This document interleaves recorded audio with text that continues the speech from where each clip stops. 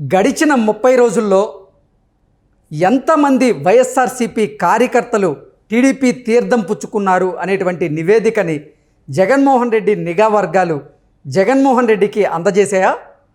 ఆ నివేదికను చూసిన తర్వాత జగన్మోహన్ రెడ్డి వెన్నులో వణుకు మొదలైందా అంటే అవుననే సమాధానం ఇస్తున్నారు కొంతమంది రాజకీయ విశ్లేషకులు. ఇక ఇదే అంశానికి సంబంధించి మనతో మాట్లాడేందుకు ప్రముఖ రాజకీయ విశ్లేషకులు అంకమ్మరావు గారు మనతో ఉన్నారు. సార్తో మాట్లాడదాం. సార్ నమస్తే. సార్ నమస్తే. సార్, గడిచిన 30 రోజుల్లో ఎంతమంది వైఎస్ఆర్సీపీ కార్యకర్తలు టీడీపీ తీర్థం పుచ్చుకున్నారు అనేటువంటి నివేదికని జగన్మోహన్ రెడ్డికి సంబంధించినటువంటి నిఘా వర్గాలు జగన్మోహన్ రెడ్డికి అందజేశాయని, ఆ నివేదికను చూసిన తర్వాత జగన్మోహన్ రెడ్డి వెన్నులో వణుకు మొదలైంది అంటూ కూడా ఒక వార్త ఇప్పుడు సోషల్ మీడియాలో చక్కర్లు కొడుతూ ఉంది. ఏంటి సార్ ఆ వార్తను ఎలా చూడొచ్చు? ఎంతమంది వైఎస్ఆర్సీపీ కార్యకర్తలు టీడీపీ తీర్థం పుచ్చుకున్నారు అంటే ఏం చెప్తారు సార్? మంచి ప్రశ్న అడిగారు కృష్ణ గారు. ఈరోజు ప్రజలందరికీ కూడా తెలియాలి. గత 2 నెలల నుంచి ఈ వలసల కార్యక్రమం అనేది మొదలవుతూ ఉంది. అందుట్లో ఈ నెల రోజుల్లో కొంచెం ఉధృతమైంది. లెక్కలు అంతిమంగా మనం చూసుకుంటూ ఉంటే ఈరోజు వరకు 100 మంది వైఎస్ఆర్సీపీ పార్టీ కార్యకర్తలు వచ్చి తెలుగుదేశం పార్టీలో చేరుతూ ఉంటే 4 కూడా ఈరోజు వైఎస్ఆర్సీపీ పార్టీలోకి వెళ్ళట్లేదు, సామాన్యులు. కాబట్టి ఇది కనుక దృష్టిలో పెట్టుకుంటే మనం, నాకు ఉన్న సమాచారం ప్రకారం ఈ 2 నెలల కాల పరిమితిలో ఒక 3 నుంచి 5 లక్షల మంది వైఎస్ఆర్సీపీ పార్టీ కార్యకర్తలు తెలుగుదేశం పార్టీ కేవలం ఒకే ఒక్క నియోజకవర్గం విజయనగరం నియోజకవర్గంలో తీసుకుంటే కోలగట్ల వీరభద్రస్వామి ఇప్పుడు శాసనసభ ఉపసభాపతిగా ఉన్నారు. ఆయన నియోజకవర్గంలో 5,000 మంది వైఎస్ఆర్సీపీ కార్యకర్తలు రీసెంట్గా అశోక్ గజపతిరాజు గారి సమక్షంలో టీడీపీ కండువా కప్పుకున్నారు. అలా ప్రతి నియోజకవర్గంలో కొన్ని వేల మంది వైఎస్ఆర్సీపీ కార్యకర్తలు టీడీపీ తీర్థం పుచ్చుకునేటువంటి కార్యక్రమం అయితే ఇప్పుడు మనం చూస్తూ ఉన్నాం. ఈ నివేదిక జగన్మోహన్ రెడ్డికి నిజంగా వెన్నులో వణుకు పుట్టించిందా?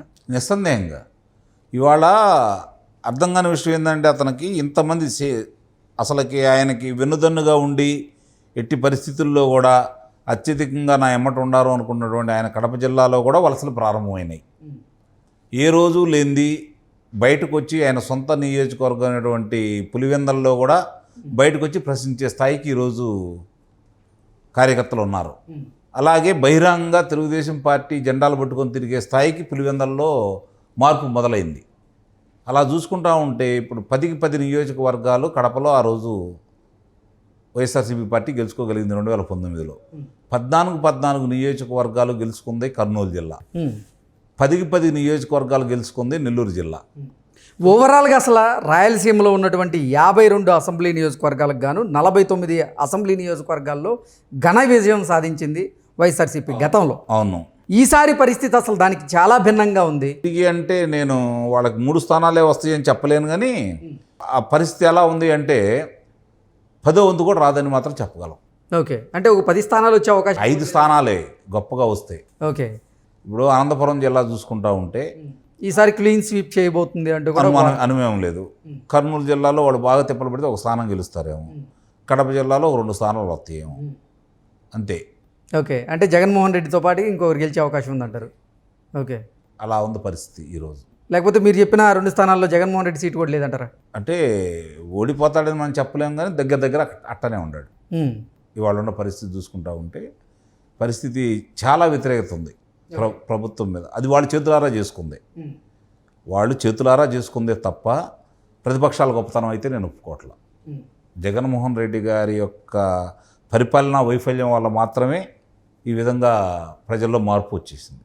ఎన్నో ఆశలతోటి, ఎన్నో ఏదో జరుగుతూ వరగబెడతాడు, రాష్ట్రం బాగుంటుంది, మనం బాగుంటాం, మన పల్లెలు బాగుంటాయి, మన గ్రామాలు బాగుంటాయి, మన పట్టణాలు బాగుంటాయి, మన ప్రాంతం బాగుంటుందని చెప్పని ఎన్నో ఆశలతోటి గెలిపించుకున్నారు. కానీ ఆశలు అనేవి వాళ్ళకి కలలుగానే మిగిలినవి తప్ప వాస్తవ రూపేణ వచ్చేతలకి వాళ్ళు చూసినటువంటి విధ్వంసం సామాన్యమైంది కాదు. కాబట్టి ఎందుకంటే వాళ్ళ కళ్ళ ముందు కనపడతా ఉన్నాయి. చంద్రబాబు నాయుడు గారు ఇదే పులివెందలకు నీళ్ళు ఇచ్చాడు. మరి ఈరోజు ఏమైంది? ఆ పారిన కాలువలు ఏమైపోయినాయి? ఆ నీళ్ళు ఏమైపోయినాయి?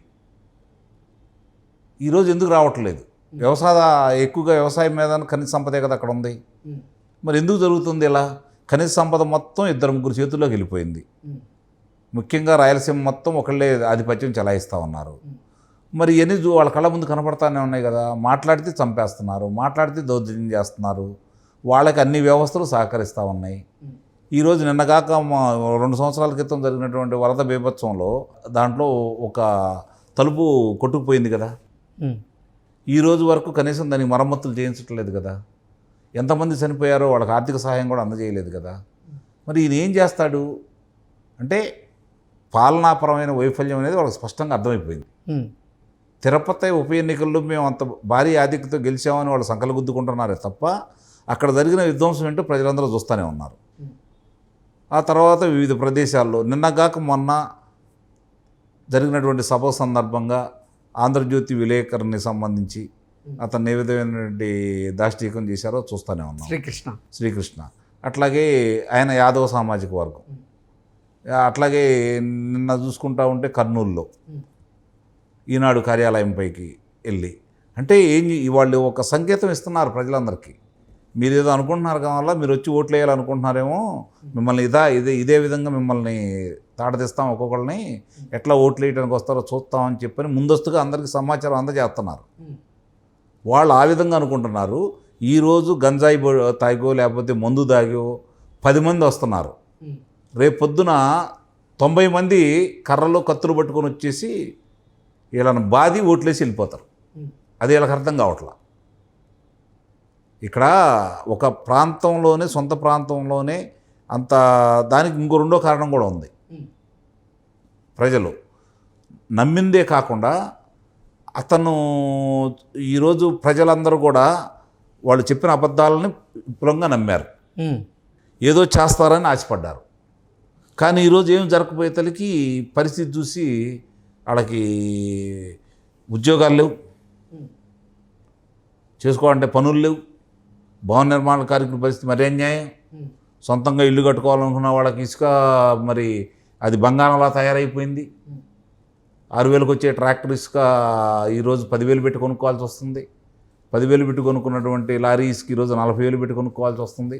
అది కూడా వాళ్ళు ఇస్తేనే, వాళ్ళ దయాదాక్షాల మీద ఆధారపడిన పరిస్థితి ఏర్పడుతూ ఉంది.